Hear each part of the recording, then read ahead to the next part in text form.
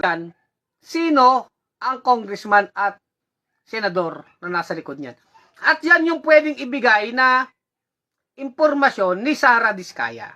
Kaya sinasabi natin, si Sara Diskaya ay Janet Napoles 2.0.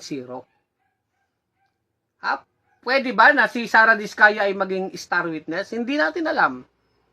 Pero sa ganyang certainty na makukulong siya, kung para sa atin, ay kumanta na siya, baka sakali. Dapat kumanta si Sara Diskaya. Halimbawa, kung talaga may inabutan sila na pera na congressman, by cash ba yan? Or paanong ginawa nila? Kasi imposible na makukuha nila ang bilyon-bilyong kontrata nang wala man lang silang kakilalang congressman o senador. Again, imposible po yun.